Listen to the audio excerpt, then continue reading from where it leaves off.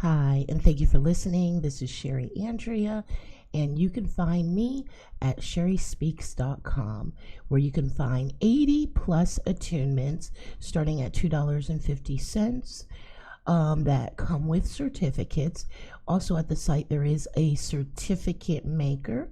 So, in case you need your certificate done in a certain way, you need your name shown a certain way, the title shown a certain way, so you can always use the certificate maker, and it's the same beautiful certificates and graphic certificates, and they're $1.75 each, so they're still a pretty low price. Or if you just need a certificate for somebody that you attuned, you can make it there, download it, and give it to your student.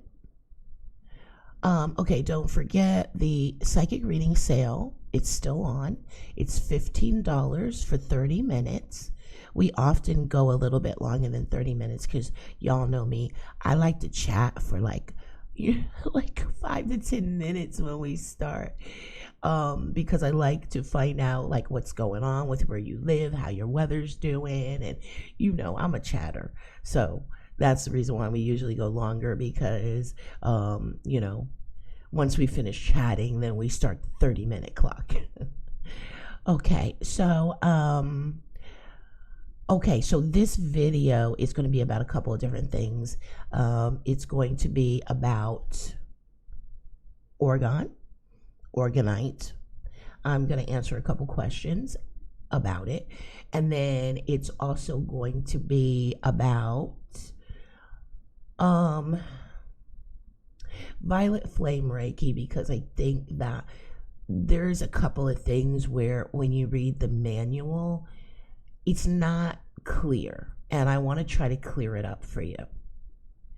And then I'm also going to update you about the birthday, because it's possible that the last video you saw from me, I was talking about it was my birthday, October 8th.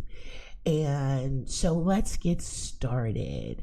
Okay, and by the way, in the description, you'll find the links if you want to schedule a reading for the $15, or if you want the energy clearing, that is deep energy clearing, that is really effective, where I'm not only doing the clearing, but I'm using my abilities and my higher self, and as I'm doing it, I'm telling you what I'm coming across, what I'm finding, what I'm seeing.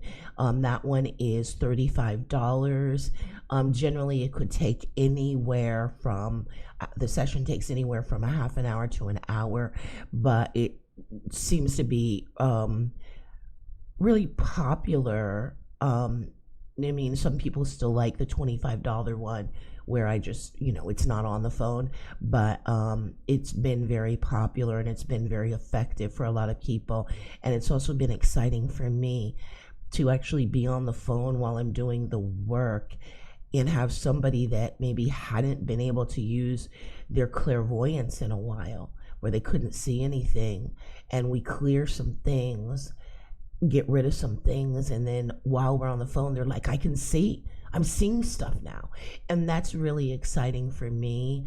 I get a lot of joy out of that. I get a lot of joy out of your resolution, out of you getting the help that you need, because some of you will say, I've been dealing with this problem for a while now. I haven't been able to use my abilities, or I haven't been able to use my clairvoyance, or it just hasn't been working, and something's in the way. So yeah, it's really exciting for me when your issues are resolved, and I get to kind of share in that, because we're on the phone while it's happening. So anyway, all of that will be down. The links for that will be down in the description. Anyway, let's get to it. Okay, first of all, because I think this will be the shortest, easiest one, my birthday. Okay, I want to thank you. I had a great day. So many of you here on social media wished me a happy birthday. Some of you surprised me with birthday donations. One of you surprised me you sent me off of my Amazon wish list a lipstick. And it's so funny, the timing of things. I had been looking in the past week before that. I was ready to buy a new lipstick because I wasn't really liking the color I was using. Hold on, let me turn the webcam on. Okay, there we go.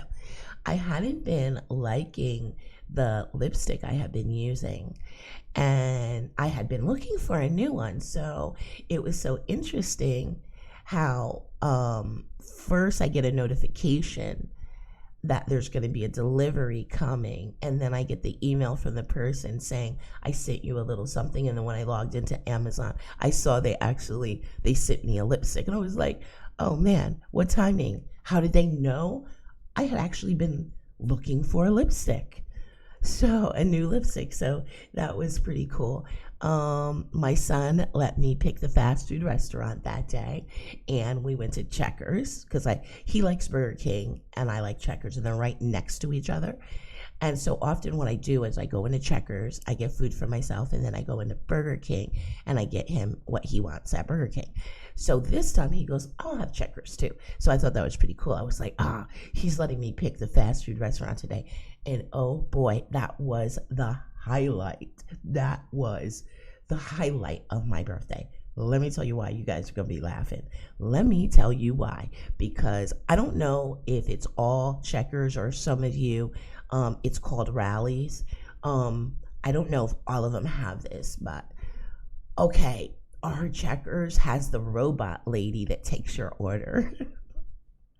Okay, so this is the second time I'd ordered from the AI, the robot.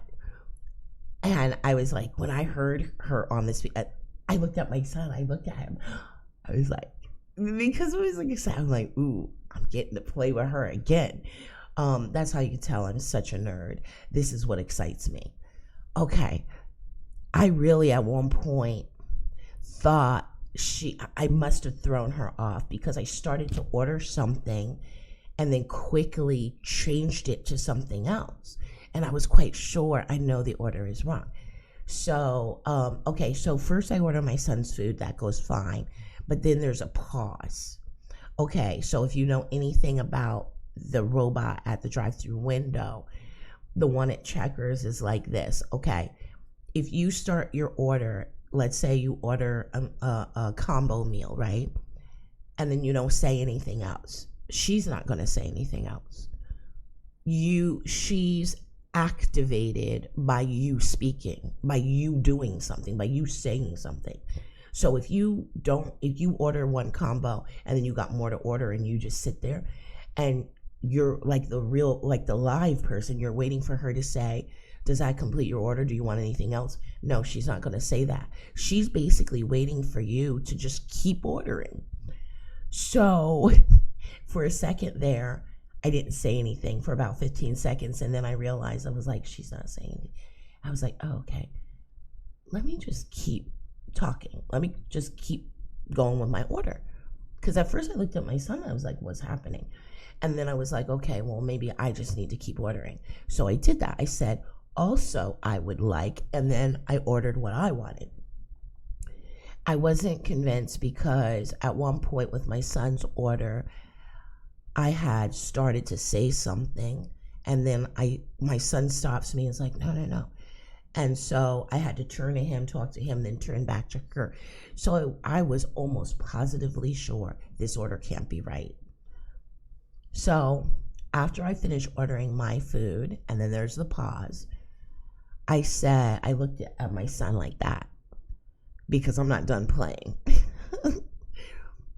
And I lean out the window. I lean out and I go, can you repeat my order? Like that. And my son is just like sitting in the passenger seat, just rolling his eyes. And she repeats it just like that. Now, I did think that she was talking too fast. So I already have a plan for the next time I go. My plan is to test her to see if I can say, can you repeat my order again, but slower?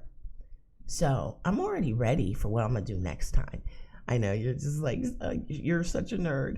Okay, so the order's right. I'm shocked. The order is absolutely right. So I said, that's it. She tells me how much and tells me to pull up to the window. As I'm starting to pull up to the window, my son looks at me and he goes, you sounded like an idiot. He goes, you were talking to her as though you think you're talking to a robot who doesn't understand you. He's like, because I was just like, can I have, and I'm like, I'm pronouncing every word crisp and clear, like I think she doesn't understand English or something. And so he told me, he was like, you sounded like an idiot because you sounded like a person who knows you're talking to a robot that they do not have any confidence in. And I was just like, I pull up to the window. The cashier is standing there and she is just a little dying laughing hysterically. And I was like, my son leans forward like this to look out the window, and he looks at her and he goes, can you hear when the person's ordering? Can you hear us? And she's like, oh yeah. She goes, oh yeah. And she's still laughing. And I'm embarrassed now. I'm like, oh my gosh, I must have sounded like such an idiot. And then she looks at me, she's like, it's okay. She goes, actually, you did really good. She goes, you did really good. And hey, I know what she means by I did really good. Okay. So after we got our food, we drove around to park. And where we parked, we were in clear view of the drive-through speaker. I watched a couple of people drive through, order in a timely manner, and go to the window, right? But then this man comes along. And I see him, I could see his mouth moving. I see at first when he pulls up and he starts to order. But then at some point, he's been there for a while, and I look at him and he's not talking. He's just sitting there. And I look at my son, I'm like, oh, he's stuck. I'm like, oh man, he's stuck. And I know why he's stuck. Because like I said, you start ordering, you need to just keep telling her your order. And evidently he was looking for her to say something, like, what else do you want? And so he stopped talking. Look, I do not kid you. No lie. He had to have been sitting there a good 7 to 10 minutes.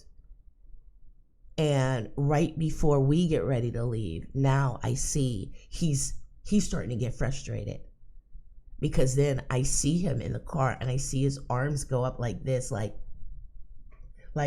what? I don't know what's going on. And I told my son, I said, I so bad want to roll my window down and stick my head out and go, dude, just keep talking. If you don't talk, she won't talk. If you don't do something, she won't do nothing. But my son is always like, oh, you're so nosy, stay out of it. Who asked for your help? You know what I mean? So I did it. But look, so by the time we pulled off, he was still sitting there, but somebody had pulled in behind him. Look, here's the thing. This is what's messed up, though. It's so funny. The lady, the cashier at the drive-through window, she heard everything that was going on. So she knew he was stuck. So she didn't help him. She could. But knowing that she could hear him and that she knew that he was just sitting there not saying anything, she didn't help him. He was still sitting there when we left, which meant he had been sitting there no less than like 10 to 15 minutes maybe. Well, 10 to 12 minutes maybe. It was a while. The only problem with that is that I'm sure when that happens to people, they have a bad experience and then they're like, I'm never coming to Checkers again. I wouldn't doubt if he ended up never wanting to go to Checkers again because of that experience. But so that was the bright point of my birthday, believe it or not. Um, okay, so it was a great day and everything, and then unfortunately, so that was on the 8th. I wake up the morning of the 9th at 5 a.m. in full blown sickle cell rheumatoid arthritis pain crisis. Scale of 1 to 10, the pain was about an 8. I stayed in pain all day. I was in pain like that until I don't even remember what time it was, maybe around 5 o'clock. I'd gotten to that point where I just felt like I couldn't take it anymore. And so it was at that time, at 5 o'clock, that I took a low dose morphine 12-hour extended release. Sometimes when you take a medication, it could take 15 minutes to kick in, 20 minutes, 30 minutes. About 45 minutes, the pain was still pretty intense. And so it was at that time that I determined, okay, the morphine's not working. That dose it's not working. And so I told my son, I'm going to the emergency room. I looked online and I was to try to find an emergency room that didn't have a long wait time. One of the ones I like to go to, unfortunately, they're unless you're going in the middle of the night, there's always a wait. So I found that Oviedo Medical Center emergency room only had a 7-minute wait. And in fact, when I got there, there was like nobody there. So it went, of course, pretty fast, as far as registration and everything and getting back to the room, happened like that. Everything seemed normal, but yeah, there were some red flags, and I thought, they're being awfully nice. It's like they're bending over backwards to be nice to me. And yeah, there was something that was just nagging at me, and there were some things that were said that to me were odd. Like when the nurse says something like about my pain, like, oh, well, you handle it really well. And I didn't really know what she meant by that. I'm not someone who is automatically suspicious and thinking somebody is up to no good, or I don't automatically read negative into something. So I thought it was odd that she said that, but hey, okay. Then there were other comments that were made. Okay, so she's getting ready to put an IV in to draw blood.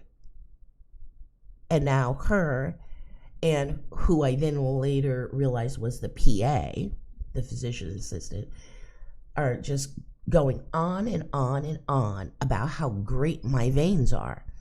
And I'm thinking to myself, well, nobody's ever, people have made comments like, oh, when they go to put it, oh, I'm so happy you've got good veins. And, they're happy because they're going to be able to get the IV in without any trouble, right? But I've never had anyone, or especially two people, to be just going on and on and on about the state of my veins. I've been in the hospital enough times, in the emergency room, spent my share of time in the hospital. And yes, I've heard people make comments about my veins as far as, like, oh, and you have nice veins, but they only say that because they look and they're like, okay, where am I going to put the IV? And, they don't have a problem, but this time it was different. They were going on and on about it. And then they were both making the comment, for a person with sickle cell, you have really good veins, and saying that they'd never seen a person with sickle cell that had good veins. The only people they'd ever seen with sickle cell, their veins were almost like non-existent, and non-existent, depleted, whatever. That was very odd to me, the way they went on and on about it. But then again, like I said, I don't tend to read negative into things. So my, you know what I mean? My thought was like, okay, I took it as they're flattering me, and so it didn't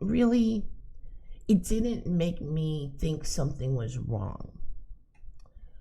Okay, then I had mentioned to them when I go to Winter Park Hospital, when they do the lab work, how one of the first times I went to Winter Park's emergency room, they ran the lab work, and they could tell by the lab work they ran and by the way they read it what was manifesting. And they could tell that both the sickle cell and the rheumatoid arthritis were manifesting. Quickly, when I say that, the PA just seems to get defensive. There is no blood test that can tell you that. That's not true. And yeah, that kind of made me go, whoa, what's happening here? She seems pretty defensive when and she's like, and yeah, I'm just like, but it's not unusual. Sometimes there's one person in the room that isn't acting as nice and all fluffy as the others, so I didn't think anything of it.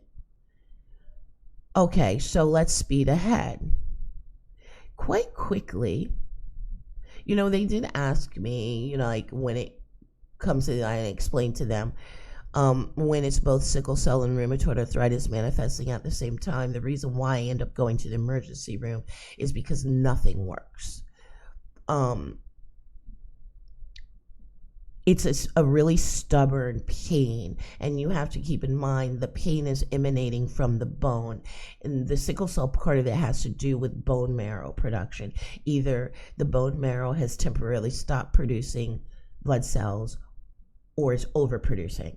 So the pain is emanating from the bone, and then you add the rheumatoid arthritis in with it, and so often it's very stubborn to treat. So often at the emergency rooms, they'll still insist on giving me at least one dose of the morphine to see if it works before they go on to something else, and that something else is usually oxycodone.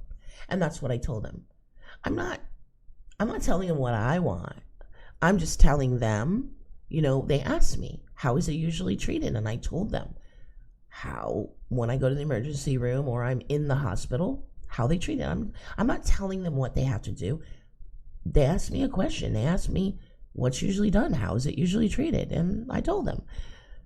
But I'm not telling them you have to treat me that way. I actually said to them, I said, hey, if you want to try the morphine, I'm not against that, because in my mind I'm thinking, I always have to sit and wait. Okay, so if they give you morphine, it doesn't work, you still gotta wait. You gotta wait it out. They're gonna give you something else, but then in the end, you have to wait until that's all worn off before they're gonna let you go home.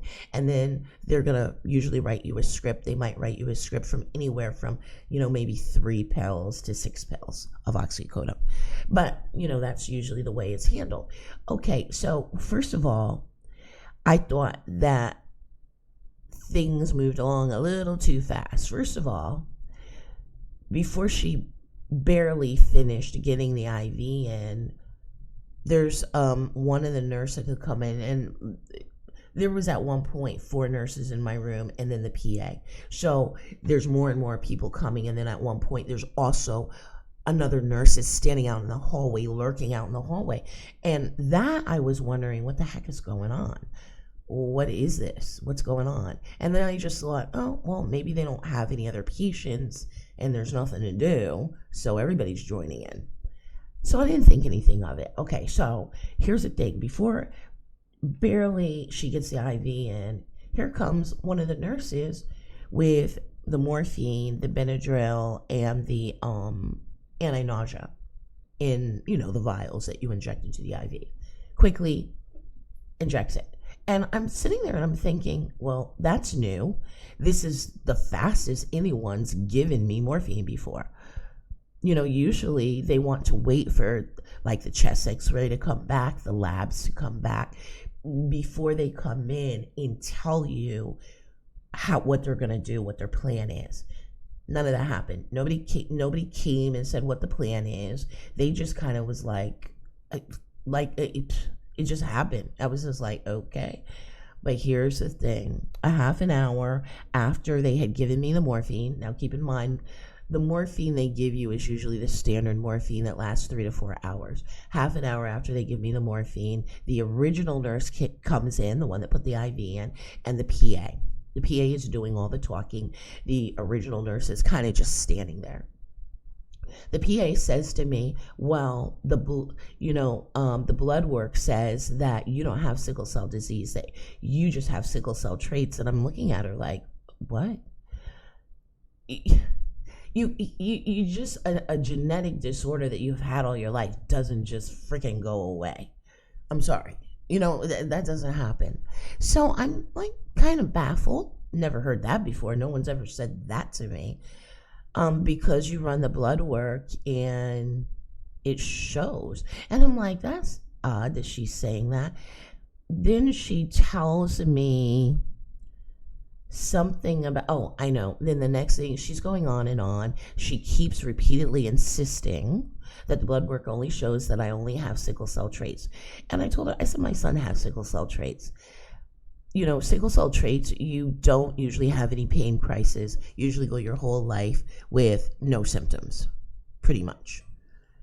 And she's still insisting, the blood work says you only have sickle cell traits. And, at this point, I'm kind of like, yeah, I'm still like, I don't know, it's all over my head. I guess now with the morphine I took before I left home, the morphine they gave me, now maybe I'm not thinking clearly. So I'm not getting suspicious at this point. It's like totally over my head. So she then says to me, I'm going to give you one of two choices. She says exactly like that. I'm going to give you have one of two choices. You can either let us send you to the hospital for heart problems, or you can sign out against medical advice. She repeated it again after I said, but I literally looked at her like, I go, but I don't have heart problems. And then she goes, well, you said your left arm was hurting. No, she goes, well, you said you had chest pain. I go, I never said I had chest pain.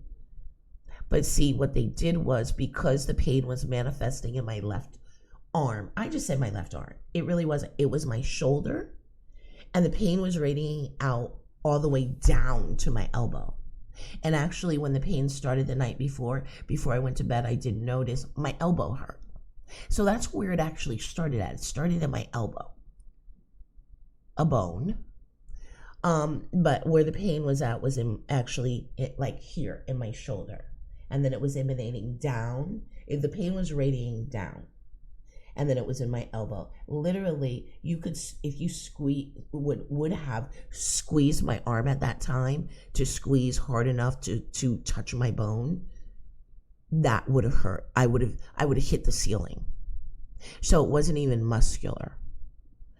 So yes, my blood pressure was high, but it's always high when I'm in extreme pain.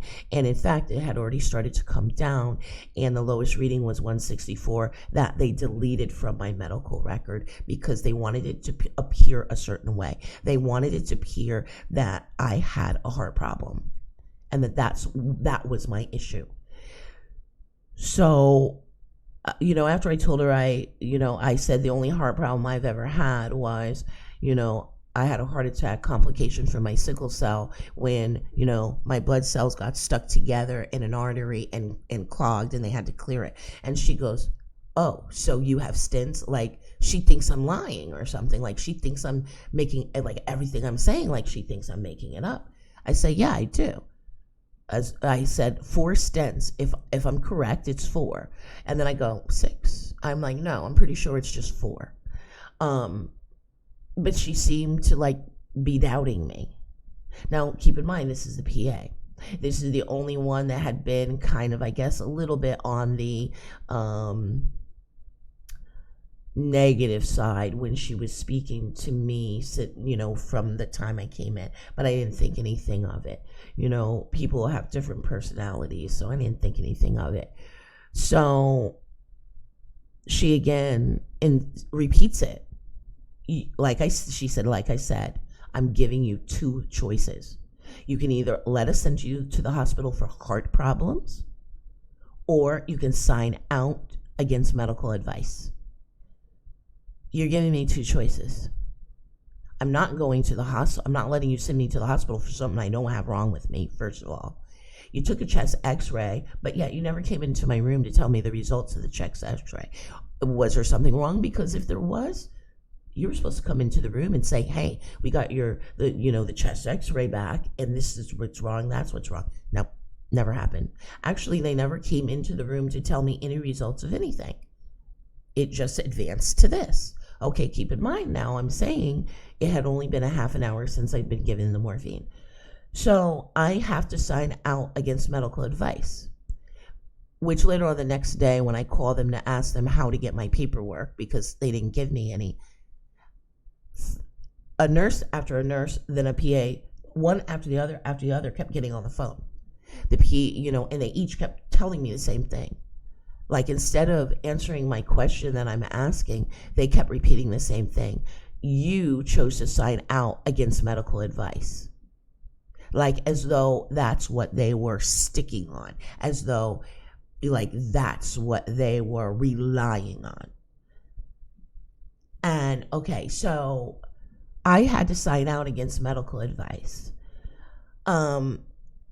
Let me tell you, I was so under the influence. I shouldn't have been driving. So I'm walking out to the parking lot. And as I'm walking out to the parking lot, I'm walking and I'm looking down at the pavement. As I'm walking in my mind, I'm thinking, I shouldn't be outside right now walking to my car. And then I realize I'm not even walking in a straight line. I can't even walk a straight line. I feel really bad about it. And believe me, I felt bad the next day. I cried for days after that. I don't know why I didn't think just get in the car and wait a while until the morphine starts to wear off. But I didn't. I started to drive home. And it was the scariest ride I ever had. And at one point, a motorcycle got in front of me. And talk about being creeped out, scared shitless. Motorcycle gets in front of me and, you know how people don't drive a consistent speed? He would be driving the speed limit. Then he would slow down. I was like, oh, man, come on, go ahead, because I'm trying to stay as far away from this motorcycle as I can. Okay, the long story short, they weren't even supposed to let me leave. It doesn't matter if you're signing out against medical advice, which they never make me do that. Whenever I go in for sickle cell, they never make me do that. Even if they don't want to give me pain medication, they don't make me sign out against medical advice. But then again, they also don't fake lab work. They don't fake chest x-ray results. Okay, so the day after that, I did go to Winter Park Hospital. They did the same test, but they did the correct test. Everything went fine. There was no heart problems. I mean, and I got treated. Everything went the way it was supposed to. I did have to put in a complaint to my insurance company because, checking out against medical advice, they could refuse to pay, and then I'd be stuck with that bill. So I actually had to report the incident to my insurance company, and so they're going to be investigating it. It's unfortunate, though, like I told the insurance lady, that this isn't the first time this has happened to me. This isn't the first time that I've been treated this way, or that I've been treated like I'm a person at the hospital trying to get a fix. Not the first time this happened. This happens, I don't know if that was the fourth time that's happened to me or the fifth time. So I went back to Winter Park Hospital because that is the one hospital that always treats me good, where, that's never happened to me. So I did go back there. No, when I accessed my the medical records for Oviedo Medical Center that kicked me to the curb,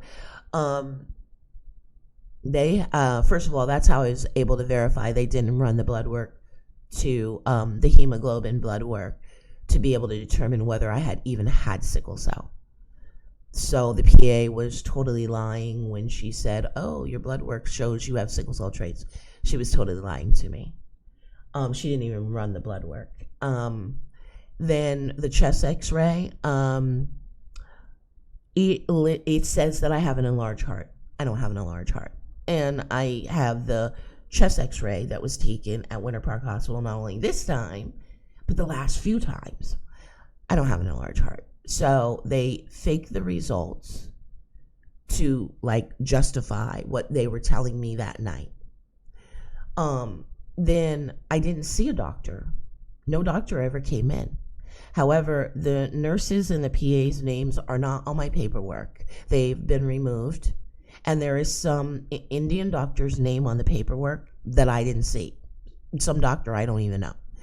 So that's the reason why I reported it. Another reason why I reported to the medical insurance company. When I do get their names, I will be reporting it to the nursing license board. So that's what happened the day after my birthday. And then I was in pain for, the pain went away finally. I had a little bit yesterday, but it was kind of finally gone yesterday. So almost pretty much 8 days. 8 days after my birthday, I've been in excruciating pain. So it's like I had a great birthday, but followed by that.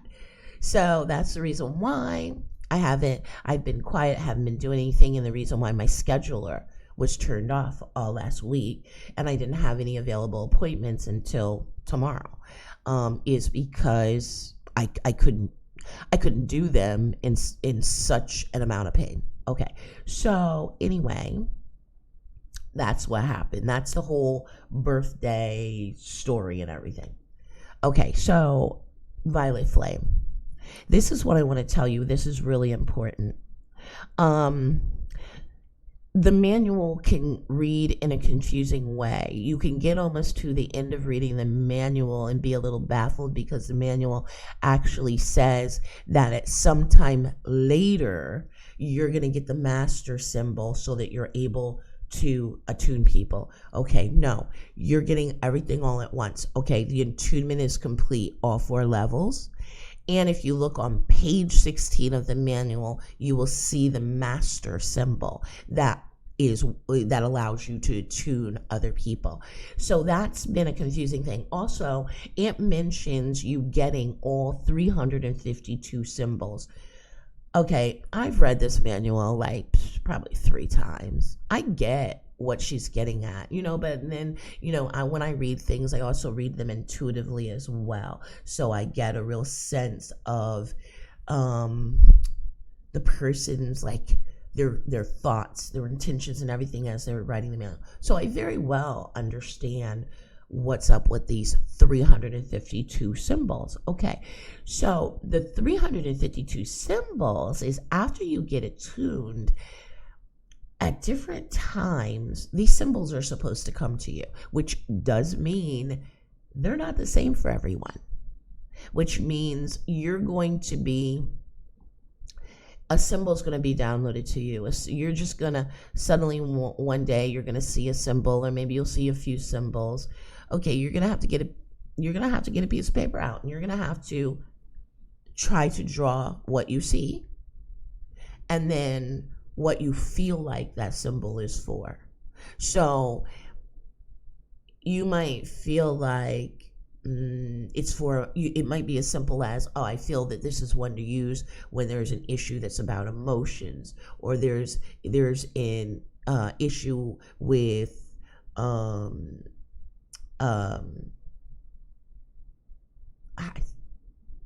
breathing. There's an issue with, something, or a person's having migraines. Maybe you get a symbol and you're like, I feel like this symbol needs to be used when a person has migraines. So the 352 symbols, they're not given to you like as in given in the manual. No, these 352, you eventually get them. Like they're eventually downloaded to you, channeled to you. So as you're working with the violet flame, you are going to have to pay attention, because you will eventually get these symbols. Now you might say, well, Sherry, did you get the symbol? No, I didn't. But you have to remember, old dog, I've been working with the violet flame for a long time before I even realized there was a violet flame attunement. I've been working with the violet flame for years. The violet flame was like, from how much I used it, how much I chanted the violet flame, decree. The violet flame was kind of already imbued in my energy system. So I wasn't concerned with the 352 symbols. I don't need them. And you don't necessarily need them. I developed my own techniques for using the violet flame when I'm working on people, or I'm clearing people, or I'm healing people. I have my own techniques that I use, that I develop just from playing with it, experimenting with it, and you'll do the same. So you don't have to feel like, oh, I can't really use this if I can't figure out what these other symbols are that I'm supposed to maybe get in meditation or something. No, don't be tripped up by that.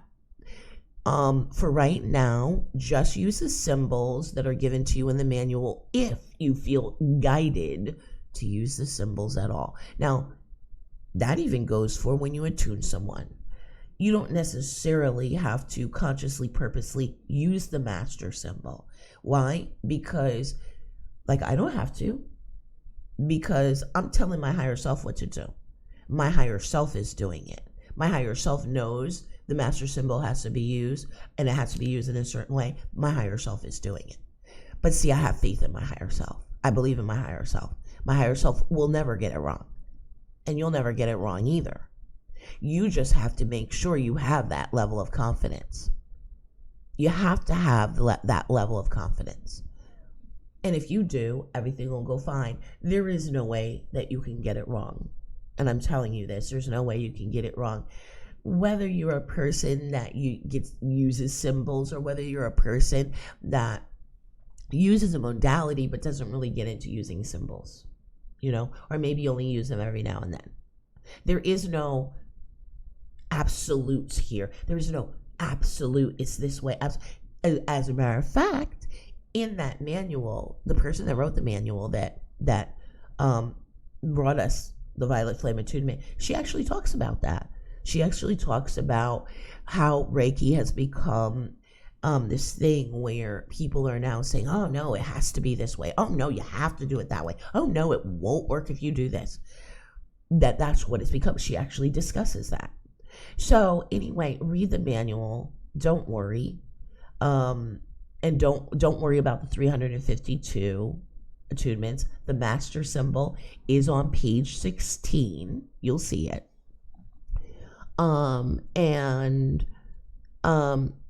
Just use it.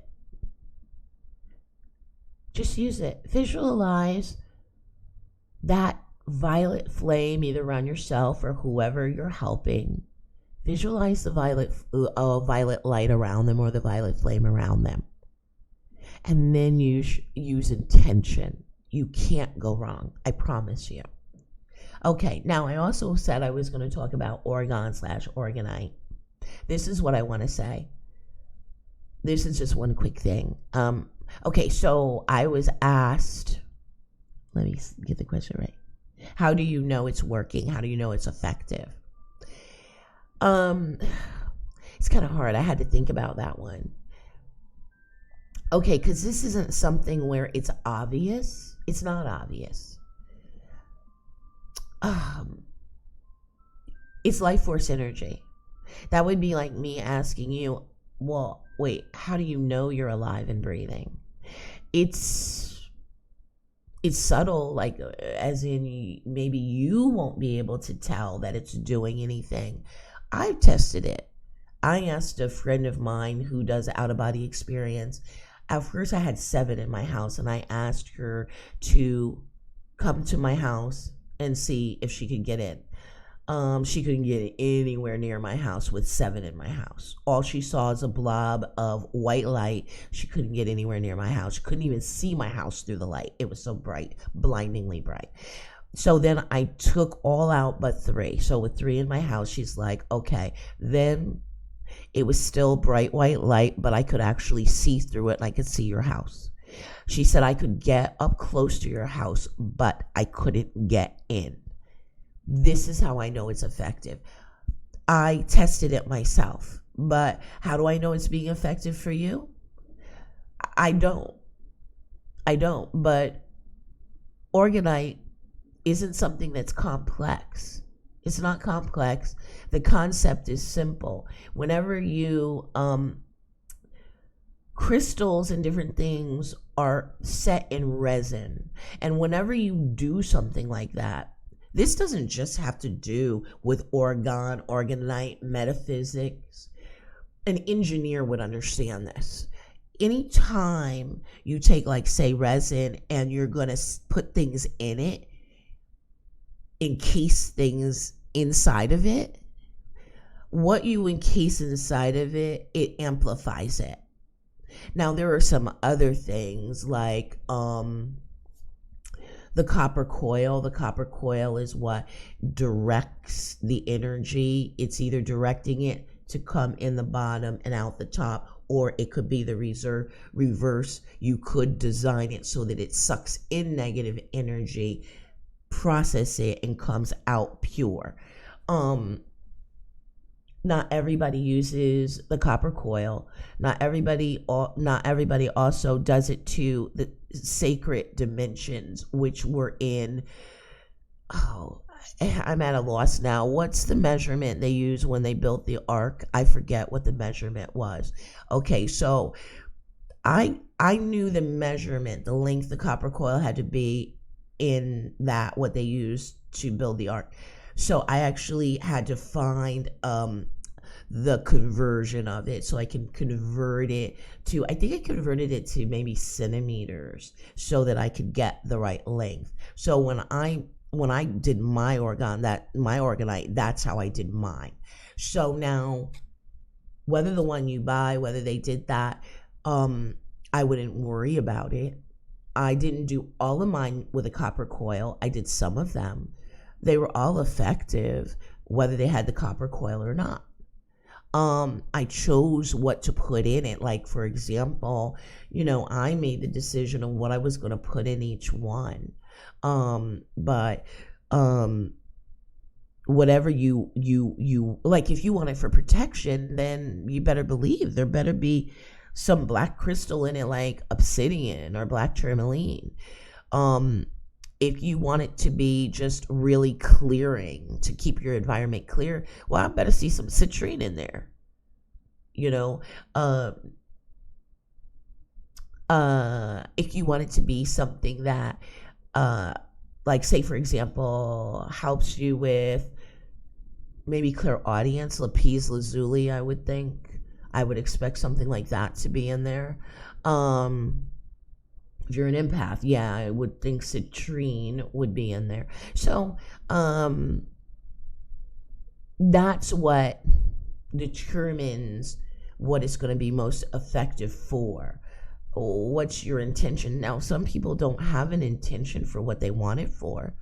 They just want to keep their environment clear, and they want to make it so their environment is protected, to keep out, they could be trying to keep out people that are going out of body. They could be trying to keep out remote viewers. They could be trying to keep out people that are purposely trying to send them negative energy or anything bad.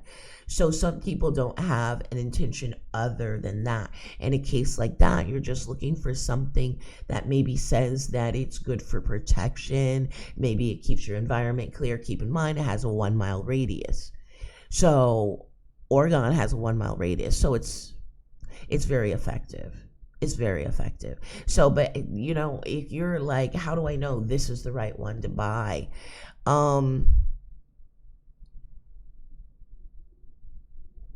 It's like this.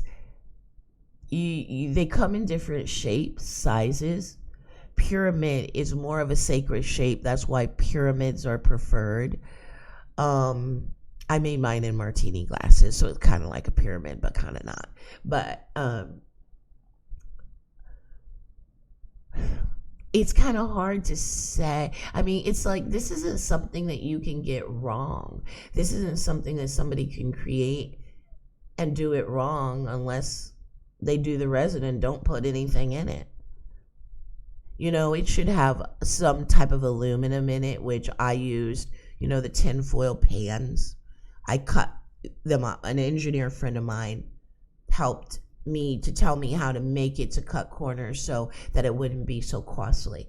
So he had me cut one of those up in the little pieces, so those that aluminum was floating in there. And then what else? I do remember I probably used hematite. I think I used obsidian. I used citrine. What else? There were quite a few crystals that I used. But this isn't you don't make it as like, oh, this one's not working, this is a dud. It doesn't work that way. It doesn't happen that way. It's like asking, what's a good example? It's like scrambling eggs and then asking me, how do I know that they're really scrambled? That's like, okay, you scrambled them, the pan was hot, you know, they look scrambled, you pretty much can't get it wrong. It works. It just, I can't really explain it more than that, is that you can't really get creating Orgonite wrong, because it's based on that whatever you're putting inside, solidifying inside that resin, it's being amplified. That's why we're putting it in resin. Otherwise, we would just have the crystals in our hand and use them. Why are we putting it in the resin? Because putting it in the resin amplifies it. That's why. So to ask me, how do I know it's effective? I'd have to say, well, is it in the resin? You know what I mean? Well, are there crystals in the resin? What's in the resin? There's kind of no way you can get it, a person can get it wrong making these. That's why so many people make them. And here's the other thing. I remember when I first looked up Orgon and I read about it and read about the scientist who discovered it, Wilhelm Reich, and then I remember reading about how to make them. This is information that's on the internet. So if your question is, how do I know that a particular person that's selling one has made theirs the correct way? Go on the internet, Google how to make Orgonite, then look at theirs. Does yours have everything in it that that what you research said is supposed to have? It doesn't have to. They may have decided to make theirs different, but it's that simple. What does it have in it? And it's that simple. I mean, I got a lot of people that I do readings and sessions for that have bought them. I'm always amazed when I'm talking to people. I'm like, well, have you heard of Orgonite? And they're like, yeah, I got quite a few of them. So these are really popular. A lot of people I've talked to that I've done sessions for, they have them. They've been using them, have them, and been using them for years, and they use them to keep their environment clear. And in fact, it does. It keeps their environment clear. How do I know that? Because I've done their energy clearings over the phone, and I can attest to the fact that their houses are generally pretty clear. There's really usually not much that's there that I actually have to get rid of. So try not to complicate this for yourself. Try to keep it as simple as possible, because if you complicate it, then you're really going to be like, well, now I don't know what to do, which one to buy. No, don't complicate it. And why? And here's the thing. You should be either going with your gut, your intuition, or your higher self. So then the question is, can you do that? Can you be guided? I mean, I'm just saying this. I'm suggesting it. I don't know the answer. Like, can you?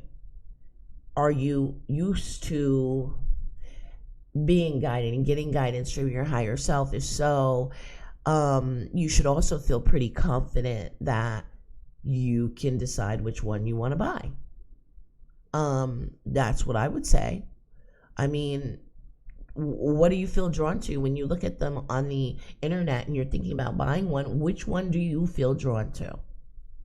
That's the real question. That's the real question. Ask yourself that. Ask yourself, which one do I feel drawn to? And then read the description. What's in it? What are they saying is in it? What are they saying? Like, what was their intention when they made it, which would determine what crystals they put in it. Okay, well, thank you for listening to me. Thank you for giving me your time. All of you who sent me birthday wishes, birthday gifts, birthday donations, I appreciate you. Don't forget, you can find me at sherryspeaks.com. And it's been pretty slow lately. You guys, come get some attunements. Come do something.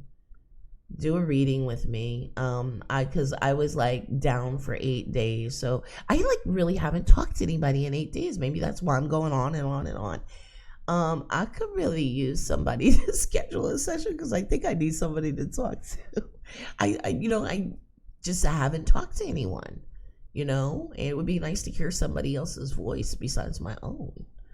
Okay, so thank you for spending time with me, and have a great night and a great rest of your week. Namaste.